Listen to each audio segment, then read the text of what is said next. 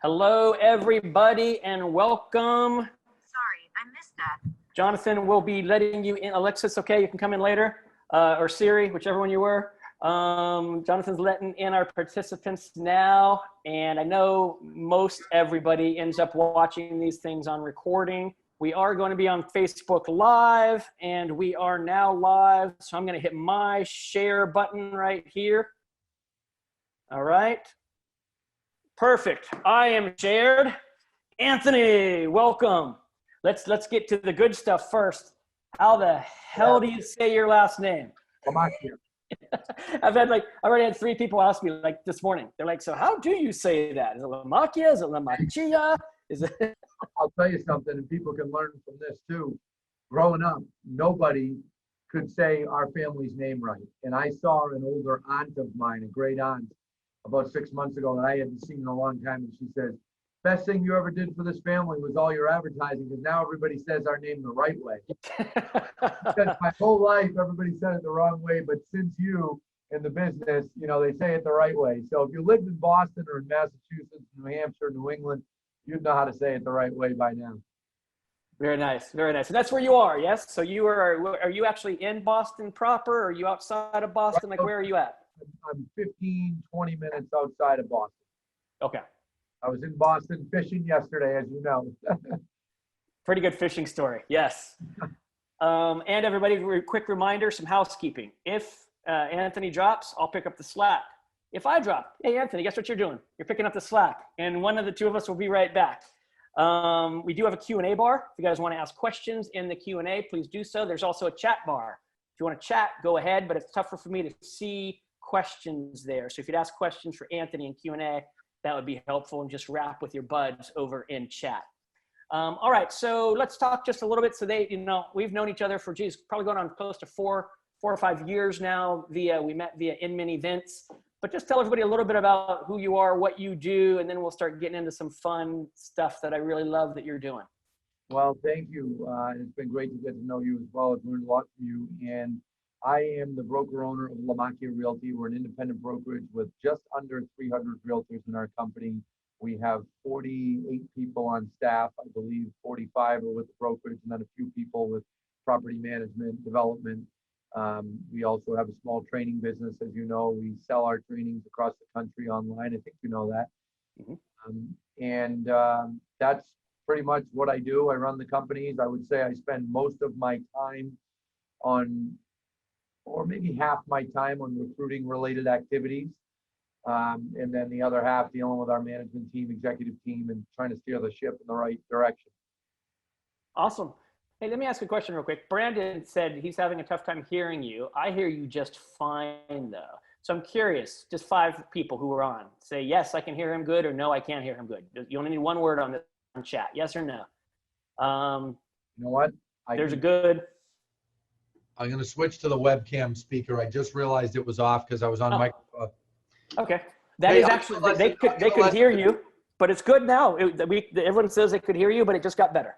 Yeah, I'll tell you something. If you use Microsoft Teams and you use Zoom, you have to remember to switch the setting when you go from one to the other. I learned that last week. There you go. Virtual world. Sound is better. Awesome. So we could hear you. They just, a couple of them thought you sounded like you're in a tunnel, it sounded like, and that was why. All right. So you have not always been indie, though, have you? Like in my head, you were not indie 4 years ago, but maybe I'm hallucinating. Oh, no. We've been indie okay. 11 years. Okay. But originally, way back when I was at Remax, so that's what you're thinking of. I started at Remax in 04. I think Remax is a great company. I was there till 07, and then went to Realty Executives for like a year and a half, went on our own in February of 09. Okay, good. Everybody who was talking about his fishing story last night, he was out there fishing on the ocean and caught a storm on the way back and started to fear for his life on like 8-foot swells. Yeah, it wasn't and we were good. supposed to talk yesterday, and I kept not hearing from him, and he finally texted me like crazy late his time, which is crazy late my time, so it was really crazy late your time. I didn't sleep well. When I got home, I was shooken up over it, but we're okay, and in the office today. Solid. All right.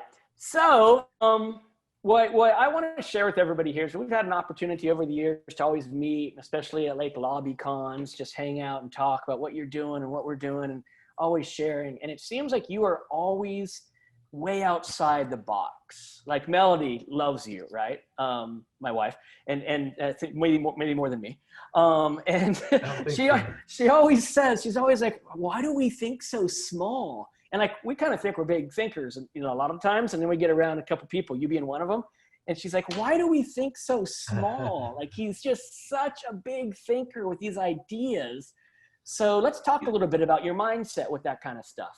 Well, I think that one of the things, and I certainly have my faults, but one of the things that helps me think big is I'm a somewhat of a fearless person. I see a problem and I don't get nervous. Oh, I was nervous last night in the ocean, but excluding that, in a normal business situation, I look at situations and I say, okay, how can we do that? How can we do better? And that's why we're always thinking and looking at things differently, because I look at a situation and say, okay, how could we achieve what we want to achieve in a better way that would be cost effective? And like before we came on, you mentioned our CRM, and you've been impressed with our CRM. You've heard about it. Real Estate Magazine, Risk Media just did a big article on it last month in July.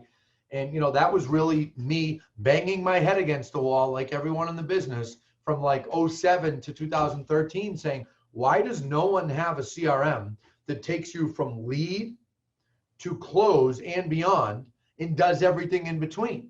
And that was really the impetus for us looking into Salesforce and making a deal with them, and then hiring our own engineer. Now we have a couple people on a team, and they're constantly refining it and making it better. We've got it on the mobile app. And when I look back, okay, I've spent over $1 million on that, building that. And some people might hear that and go, well, okay, he can do that, I can't. Well, don't be so sure of that. Okay, if you're someone that owns an organization that's, I don't know, 5 or 8 people or more, you are going to have more staff if you don't have a system that can do things for you.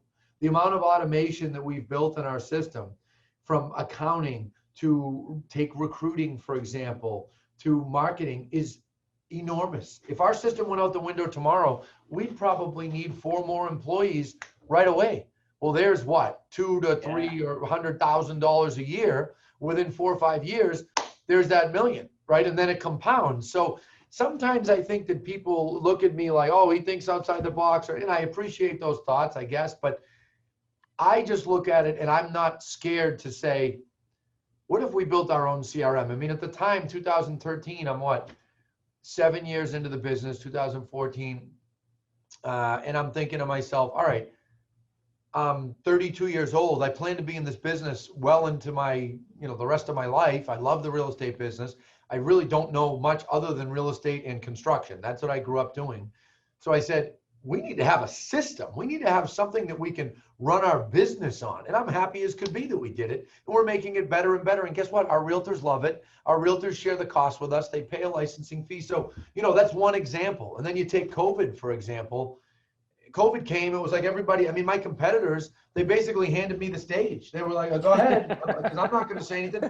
So I went online, I did videos on my Crush It in Real Estate page. We have a big following there among realtors, 26,000 followers. And I went on there at least once a week. In the beginning, I was going on like every 4 days. Our state was coming out with changes on restrictions for showings and things. So I was on there constantly. There were times that I was on there and I had 3,000 people watching live. Wow. And why is that? What's the name of it again, if these guys want to check that out? Sure. It's Crush It in Real Estate. Okay. Crush It in Real Estate. And 3,000 people live. Not watching after, literally live. And, what the hell am I? I'm nothing special. But why were they tuned in? Because at the beginning of the crisis, people were starving for information. And since they were starving for information, guess who was providing it? Me. Right. And I wasn't always right. There were times, and I had realtors say this to me, that I went on there, I'm like, hey guys, last week I suggested this. Well, guess what? The state made a change. I got ahead of myself. I shouldn't have said that. Now I suggest that. Do you know how many people we've recruited since then that have said, during COVID, you taught me 10 times more than my own broker. I wasn't getting any information from my broker. Then you look at buyers and sellers. 2-3 weeks in, I'm listening to our brokers. As much as I'm a talker, I listen. Our brokers are telling us the buyers are running scared. The buyers think that all the values are going to go down. Home prices are going to fall apart. I said, we come out with a blog. 4 reasons this is not 2008. We released the blog. Then I do a video on it. We got 77,000 views on that video. This is not 2008. I'm not a genius. Wow. I simply talked about what people wanted to hear about. So, you know, you ask about thinking outside the box. I just don't get fearful. You know, some of my competitors, some of the larger franchises, a few of them have said to me, we wish we could do stuff like that, but our company is basically run by HR. We're not run by HR here. We do the right thing. We're professional. But when we know our consumers or our realtors want information, we're providing the information. And if we have to take a wee bit of risk that we might be wrong, great. Well, if I get sued once in the next 50 years because of something I said wrong on a video, it'll be worth it. You know, and it's not the risk, to be honest, right? I think 99% of the time, it's not the risk of a lawsuit that holds people back. It's the risk of their ego.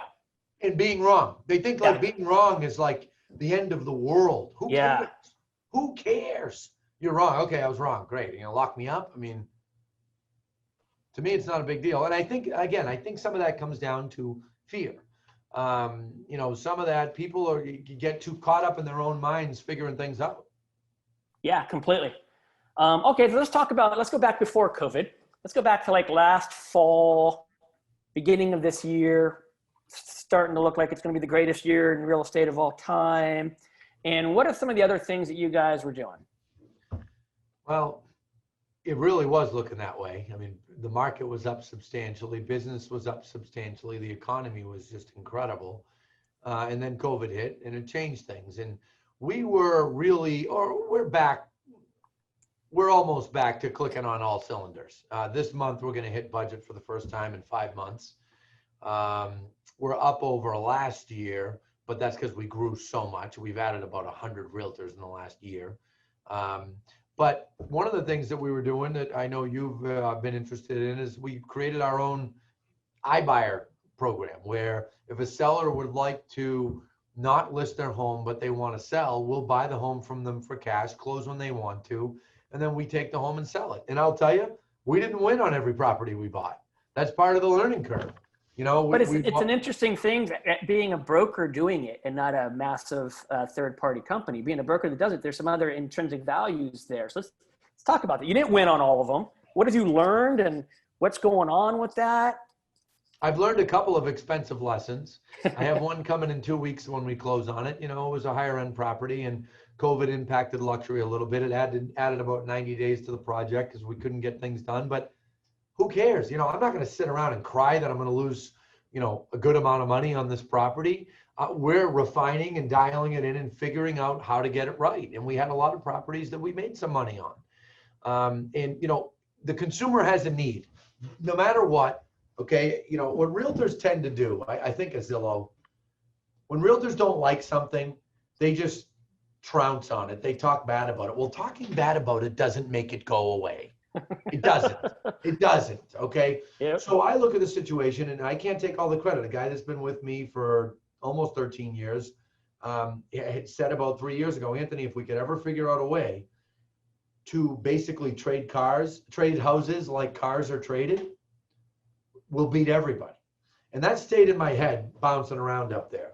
And then when we get closer to launching this program, let me think, 2 years ago, we said, if we're going to do this, we can't do it with any partners. This isn't this is the buyer, because every investor in the world is going to tell you that they're easy to work with and all that. They're not. They're going to tell you that they're reasonable. They're not reasonable. They're going to come in and they're going to change prices, and just like some of those companies are doing. They give it a price, they go back to a home inspection, they change it again, they bail out. We weren't interested. So we found a financial partner that provided us debt.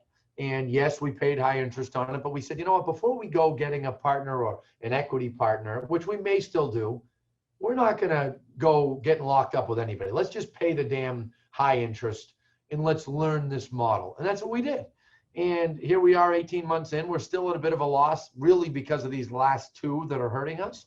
But that doesn't scare me. You know, we can afford the loss. We're going to handle it. And we're going to go into next year. And I'm willing to bet you that if you have me back on in a year, I'm going to tell you that we're doing well with it. And also keep in mind the amount of listings that we've brought in from it. That's the other thing. That's the part from a broker ancillary, right? It's not about the Yeah, it might be a little bit of profit or loss in the move, but what's the commission business I'll that's tell you coming this. down?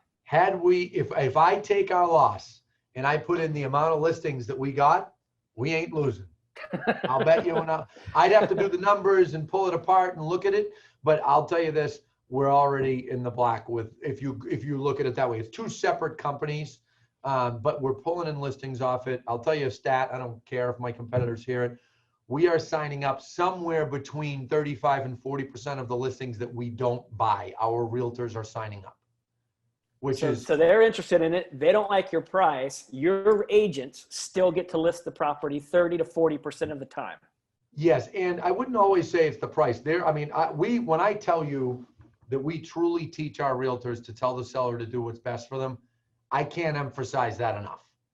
And I'll tell you, in the beginning, Dan, it was an awkward. The agents were like, "Well, don't you want to buy it? Well, don't you want to get a good deal?" And finally, we were like, "Take that out of your head. What is best for the seller? If it's better for the seller that we buy it because they're hoarders and they have stuff up to the ceiling and the house smells like hell and they need to sell it, get their money before the mom can go into a nursing home, then tell them they're better off taking our offer. If they're not better off and they're going to be giving up 5 or 10% or 15%, tell them not to take our offer." And when we said that, that was about 13 months ago. All of a sudden, the amount of listings the agents were taking went up. And we started doing better. And I think in the beginning, it was a mindset thing. The agents were a little like, "Well, don't I have to get the offer accepted because it's the broker?" And when we finally said, "Guys, forget it. Tell your sellers the truth. These are the options. If you don't want this, I'll list your home. And by the way, I don't recommend this." And I'll tell you, the people like the candor. Do we run into situations occasionally that a seller gets offended by the price and they won't list with our agent? Yes, it happens. But not if it's handled correctly. Most of the time that won't happen. Numbers game. That's awesome. So you found a way, which is, for those of us who are very familiar with purchasing leads, you found a way to generate quality seller leads, which is very difficult to do in this world still, isn't it? And so, no doubt. And we did it very well when the market was bad. I mean, when the market was bad, I'd run guaranteed sale television commercials and we just killed it. But when the market's hot, it's very hard to produce seller leads because sellers don't feel like they need anybody special. They call Joe Blow, the realtor, for a low commission up the street and they list, right? Right. But we found this, and remember, we're getting branding off of this too. We're constantly running television ads and I'm talking up the program. So it's been interesting. And the whole city is seeing your name said correctly on those ads. It helps. Awesome. Yeah. I mean, I have to be careful. I'll tell you, I have to be careful. And just to give you guys an idea, and you're in Orange County, and I did overdo a television ad about 9 years ago. And I'll tell you, it was a short sale ad where we said, if you're upside down in your home, can't afford your mortgage, give us a call. Well, Dan, we got so many calls, we had to shut the ads off. But I'll tell you, I overdid it and it hurt our brand. And it made it so that our competitors peppered us with it for 2 or 3 years. So now I'm not doing that. Now we're not letting it go, this ad for the Offer Now program, go for more than 50% of the time. And realtors that are listening, broker owners that are listening, take it from me, the guys who's learned things the hard way. When I was a kid, my dad used to say, "You only learn things the hard way." I think it's kind of still true. But that is something to be aware of. Somebody asked a question. Do you have and I don't know if your guys' stuff is, which by all means, if there's something you don't want to share, just let us know. It says, what kind of fair market value are you purchasing your buyer programs at? Well, we're buying homes anywhere between first of all, when we buy a home, there's no commission. We tell them to leave the home as is. In Massachusetts, you have to get smoke detectors in order to sell. You got to do different things. We handle it all. So we provide a discount, we buy at a discount, but we're making their life easier. But I would say that the reduction in purchase price is probably 5%. Well, I shouldn't say that because when you take out the commission, probably market value to 20% less than market value, depending on the situation. Because there's some properties that we can buy at market value, do some things to them. Like we did an addition up the street. We can do things to make and still do well, but pay market value. So it's market value to probably 20% less. Were you surprised? Like you said, a lot of them don't do it with you, and then they list. But were you surprised by how many people were really hating the real estate experience? Like, do you run into people that are like, yeah, we're going this route because, you hear that a lot. The people just want Well, the ease of transaction. our inside sales manager said the number one the reason that these people say they want this program is they don't want showings. And that was pre-COVID. That was Right. before COVID. People hate showings. It stresses them out. That's the number one reason. Not really talking bad about realtors or anything like that. And it's funny because many of them, and some people will tell them on the phone, like, I don't know if our program is going to work for you, but let our realtor come out and see the property. And, put it this way, we are in the brokerage business. We are in this to sell properties. And if we buy a small percentage through the program, great, we're happy. Got it. Somebody wants to know where your county accent is from specifically, who spent some time in Concord. I'm right outside of Boston. All right. I think I talk the right way. There you go. Okay, so check this out.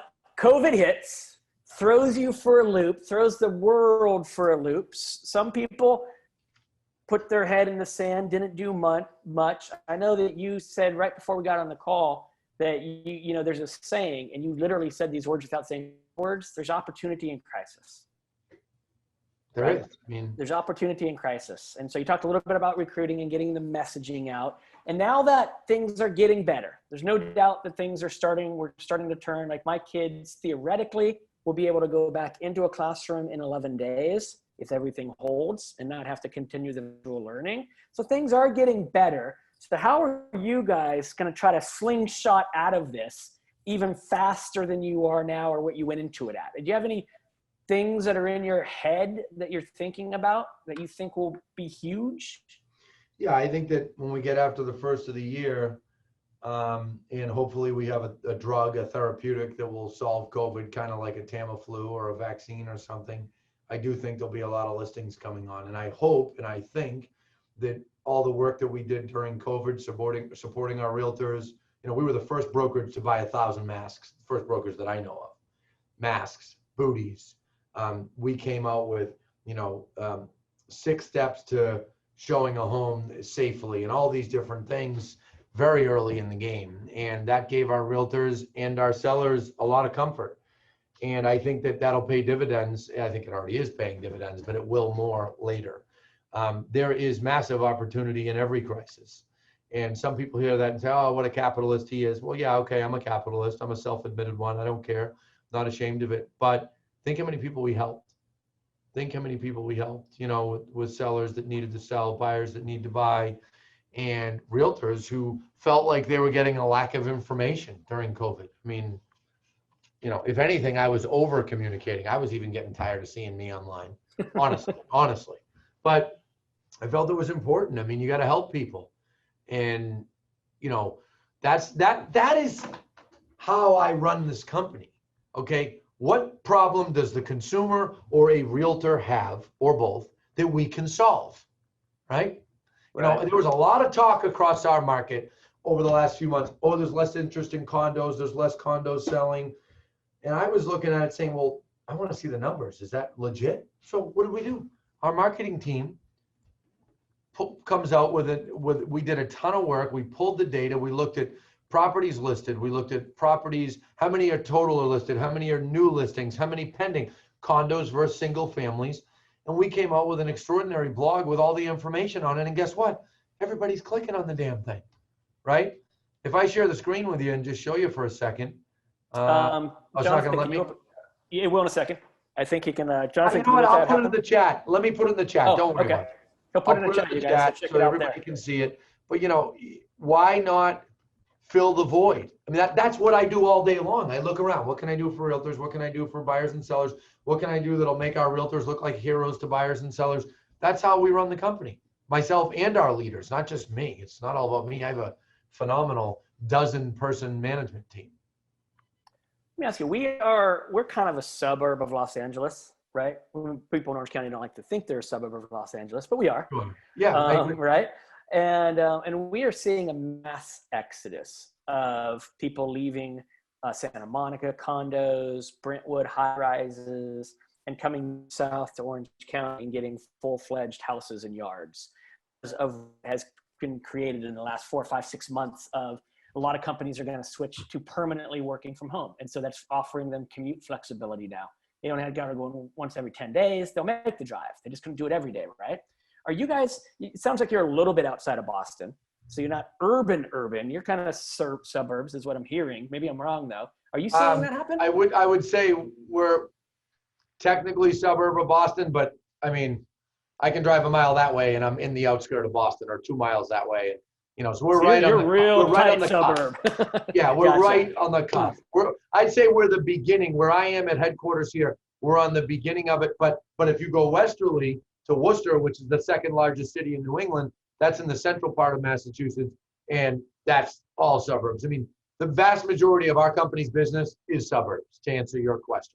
When you ask me, where am I sitting? Gotcha. Well, okay. Are you seeing the high rises, the condos, the apartments? So you seeing the Boston has exodus slowed down. urban?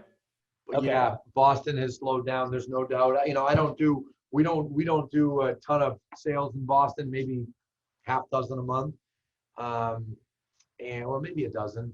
But I was out with a broker 2 weeks ago for dinner who does a ton, and he was just saying that it is just much slower, and it's because of COVID. I mean, people are like, I think I'll move out to this. And also remember, this is people that also just decided to move out sooner. You know, they just said, well, we were going to leave in 2 years and go into the suburbs. We'll just do it now. And we're seeing that north of Boston, south of Boston, and out here. Okay. 2 questions have shown up. 1, I would love to hear more about recruiting. And 2 is one about listings. So let's talk about the recruiting one first. This probably sounds more like a team owner or an indie broker, more than likely. Anything, what are you doing to recruit that leads to success? Most people would hear 100 people joining in the last year and they'd be pretty like odd, right? Those are some fat numbers. 2 a week, every week. Yeah. What are you doing? Anything other than just like, you know, the normal We actually have 100. take them to lunch? I just looked. We have 101 new agents year to date that have joined, and then we probably have 25 that have left. But we're constantly bringing in new agents. And honestly, it comes down to education. Just what I mentioned before, that Crush It in Real Estate page, I just put the link there. That has almost 25,000 likes, 26,000 followers, and that's me putting out information. I know you've seen the page, I've seen your comments, where I go on there and I just educate. I tell my thoughts on the market. I talk about things that realtors should be doing. I did a segment on Friday just about like why you need to return every phone call. I mean, it's so simple, but I broke it down in real estate terms. Then I did one yesterday morning where I broke it down even further. And, you know, people enjoy the videos, and that's been a great way to pull people in. It's been a great way to give people an understanding of what we offer. And then we as a company, I shouldn't say what we offer. It gives people a taste of our company. Then we as a company have built a ton of things that are attractive to realtors, different services, different products, you know, lead products, technology that are attracting realtors from brand new to very experienced. I mean, we're regularly bringing in people that are 15, 20 million plus, 25 million plus brokers all the time. That's interesting though. So, you know, our number one recruiting method is also foundational, is just education.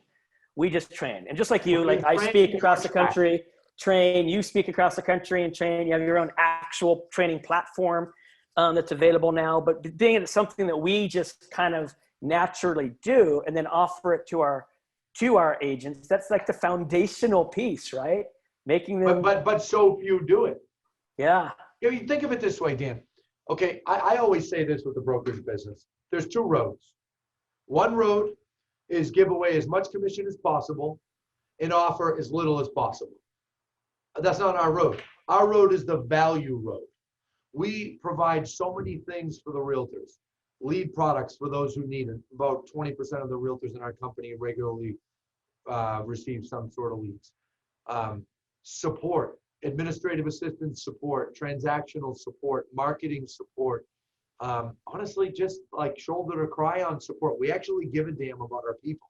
Like we genuinely do. We have people on staff that their job is to help the realtors and be in touch with them and make sure they're feeling good. And if they're not, try to figure out how to solve it. And training. all these different things that we offer, they're not cheap. So are we wildly expensive? And, do we take all the commission? No, we're competitive, or we would never get those 20, 25 million, $30 million producers. But are we maybe a wee bit more expensive? And that's how we fund all that we provide? Yeah. And we're fine with that. Like, we're not the Walmart of real estate. We're not looking to be. We're looking to be more like the Amazon. Amazon's not always the best price, but they're the most convenient. They have the most to offer, and people have gotten addicted to it. Yeah, very good analogy. All right, and then an agent, this is probably more on an agent side than I think an indie broker necessarily, has said, what actions should I be taking? So I'm going to flip that and say, what are you telling your agents right now they should be doing to get new listings? Well, here's the truth. You're going to have to accept the fact that not as many people are listing right now. It's just the way it is. It's a national problem. But it's just like anything else. The more people you are in contact with, the more business that you can attract. Okay? And if I were you, if you go on I'm going to share something right now. Let's do this. Crush It in Real Estate. So crushitinre.com. If you go onto this website and you click, I'm going to put the link to our COVID-19 section. We have blogs about how to safely show a home and how to do 6 things realtors should do to prepare for the changed market. 10 steps to safely showing a home. You need to be projecting safety to your clients. And guys, this might last 2 years. Obviously, it's not going to last at this level for 2 years. But it's not going to go away completely either. I'm with you. The fear of a virus is part of what's going to go on now. And here's the deal. You have to project safety. You have to give sellers comfort that you're going to keep their home safe and clean. You go on this website and you scroll down, you'll see the 10 steps that I have here to safely show a home. Well, you ought to be talking about that on your listing appointment now, because people need to understand and believe and feel comfortable with hiring you. And that's part of it. And the link is in the chat, everybody. He just put it in there. Yeah, I just put it in both links. Now let's talk about talking to people. How do you guys out there, how do you talk to them? How are you encouraging your agents to talk to people? Out here, door knocking's a no-no right now. I don't know about out where you're at, but door knocking's a no-no because of health issues. Obviously you can advertise, you can do things on Facebook. Facebook video is money. Okay. If I'm a realtor, I don't know who asked that question. What should I be doing right now? Edward Vega. If I'm him, I'm doing videos talking about the market. Okay. And I'm sending them to sellers and I'm boosting them and I'm hitting, if the most likely seller is 30 to 40 years old or whatever, I'd be boosting to them. You can do mailers, but also the other ones that so many realtors don't do enough of is, what about your past clients? There is nobody better to be in touch with than past clients. If you have 100 past buyer clients in the last 4 or 5 years, you ought to be checking in with every single one of them to see how they're doing, see how the house is working out. And it'll help you a lot. People aren't seeing the links. I think it's just one person actually. Okay. Everybody else is seeing them. So it might be on her phone is what I'm guessing, and so they're not showing up. But it will be in if you guys are on your computers, they are there. Just go to the chat bar. You got to open the chat. And if you open the chat, you'll see them there. You know what? Anthony, now I know what's going on. You're only sending them to me. Check it out. Choice, you have panelists and attendees are all panelists. So I'm getting them. Okay. But you can get the links. Maybe what we do is. No, Jonathan, we can do that. Jonathan, real quick, you're on, I think, and just monitoring. If you can just go grab each one of those right now, since you're in the back, and just start reposting those, that would be awesome. One, and then the other idea we had was, you know what, Anthony, send them to me.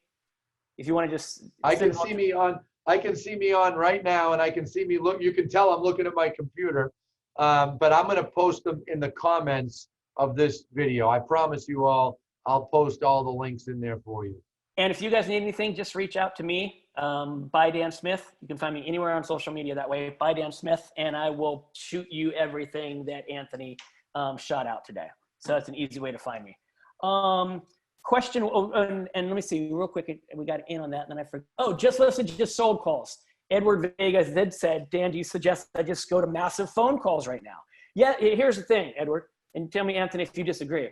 I suggest you do everything massively right now, right? You do massive amounts of video, and then when you can't look at the camera anymore and you're starting to twitch because you've recorded so many videos, you get off the phone, you get off the video and you switch to the phone and you do massive amounts of phone calls. And then when you can no longer hold it to your ear because your ear's hurting, then you consider doing massive amounts of texts or emails to people.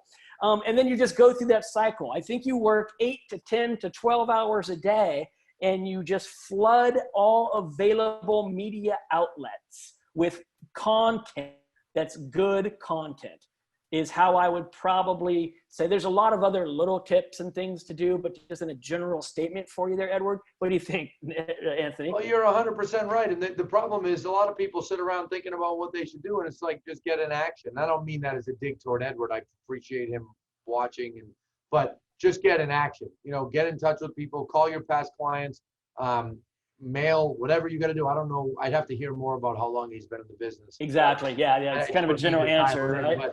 But bottom line is you need to be on offense. And, you know, I'll tell you a story. The other day I was talking to someone who's struggling. And look, there's no denying. I mean, I'm not going to sit here on this screen with you and make it sound like selling homes right now is easy. It's not. This is the hardest time, in my opinion, that there's ever been to be a realtor, especially those working mainly with buyers. Why? There's not enough inventory. Okay. That, in my eyes, that's a bigger problem than 08 and 9, because in 08 and 9, if you knew how to price homes, you knew how to get price adjustments from sellers, you could sell homes. Now, if you know how to write offers and you know how to negotiate in multiple offer situations, you still might not get accepted. So this is a very, very tricky time. But let me tell you something. I know you remember this. 08, 9, the mortgage industry was they just got slaughtered. One thing after the other. One thing after the other. Bad news, new regulation, bad news, getting blamed, bad news. All of a sudden, 2010 came around, and it was like the sun came out. And the mortgage brokers that stayed in the game, if you remember right, slaughtered it in 2010. Rates dropped. FHA cleaned up their act. They loosened some regulations up. They got their systems and processes back under control. There was mortgage consolidation that went on. They made things better, and mortgage brokers made a fortune in 2010 between all the purchases that picked up because of the home buyer tax credit. Remember that? Yep. And then all the refinances because rates dropped. They made a fortune. And I remember talking to a friend of mine who said, good God, I thought of getting out of this business. It's a good thing I didn't, because I just made more money this year than I made the last two put together.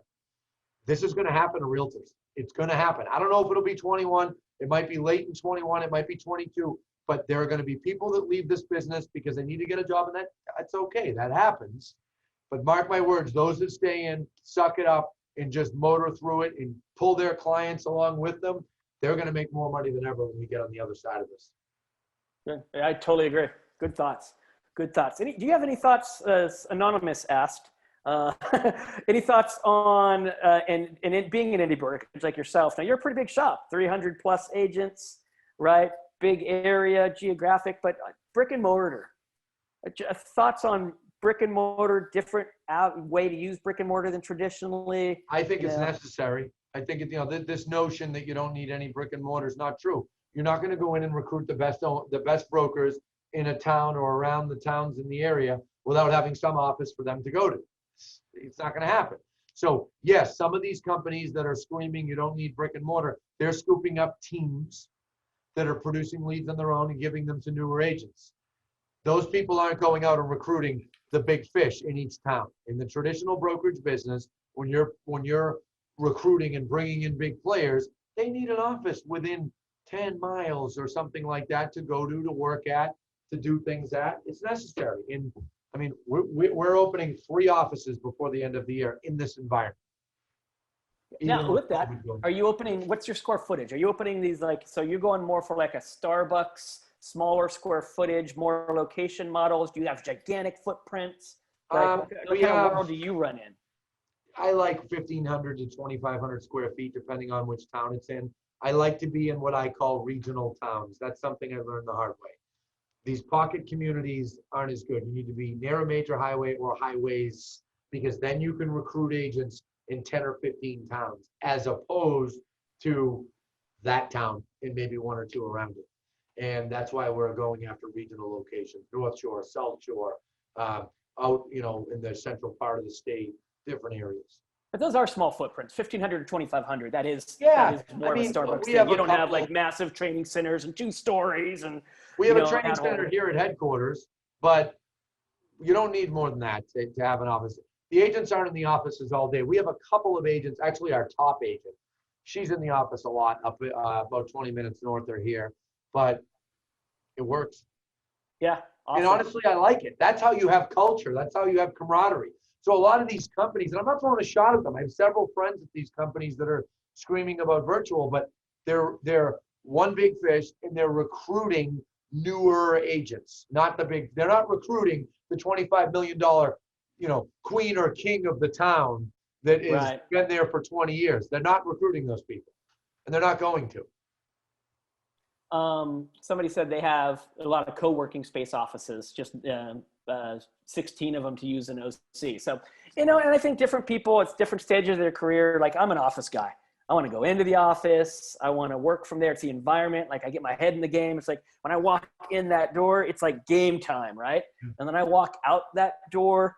It is like, it is halftime or end of game to take an ice bath.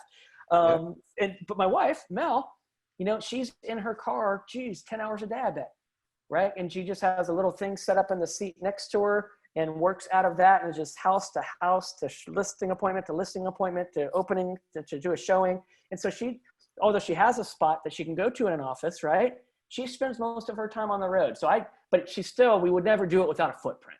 See, we would never do it without a footprint either, but like 2,000 square feet. That's it for us. That's like a sweet spot footprint. Yep. To have a company in, right? And to have a little bit of room to work and to, a little bit of private offices, some conference room space. You can get all that done in about 2,000 square feet. I agree. All right, who else has questions? Any other questions? Anthony, is there anything that we haven't touched on that we should have touched on? Like this is one that I didn't write anything down. Like a lot of times I like, make sure you ask this, make sure you ask that. And I was like, this is gonna be easy. We're just gonna wrap.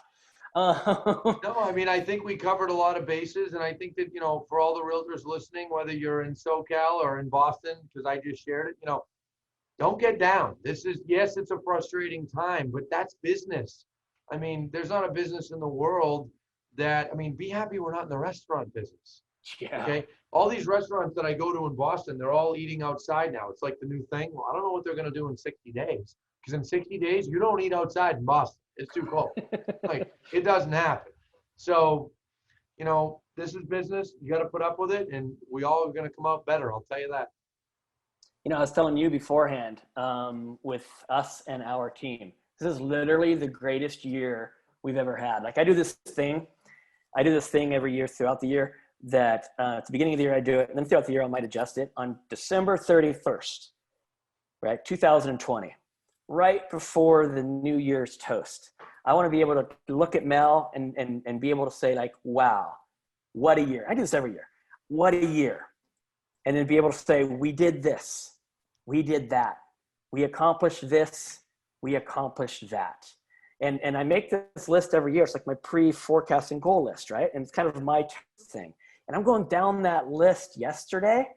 And we've got about 90% of that list complete already. And I don't know if it's because we put it into overdrive and started, instead of doing 8-hour days, started doing 14-hour days because of COVID, or what's happened. But we are literally having the greatest year us or our teammates have ever had during this year that nobody wants.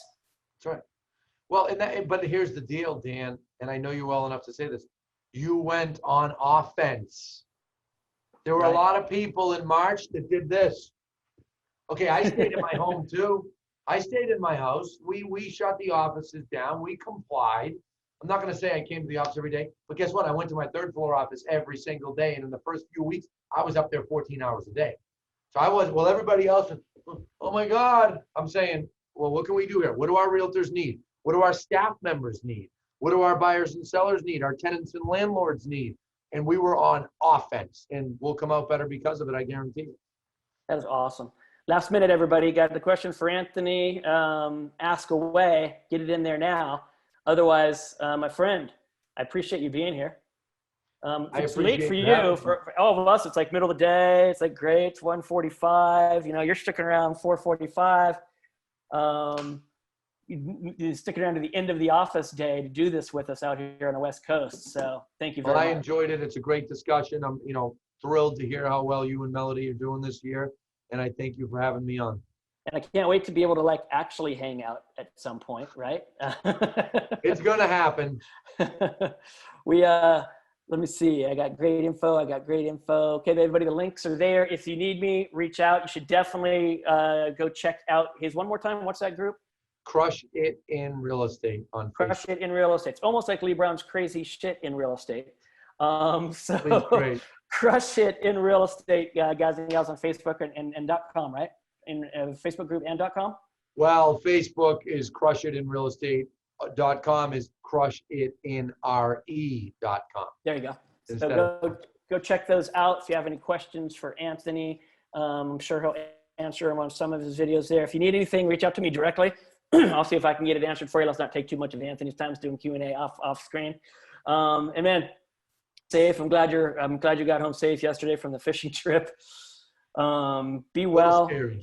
Keep exploding. Congratulations on all the stuff. It's so great seeing you in RIS media last month about your tech platform and just how that's really taken off. And I know it's a huge risk for you. So super excited for you, my man.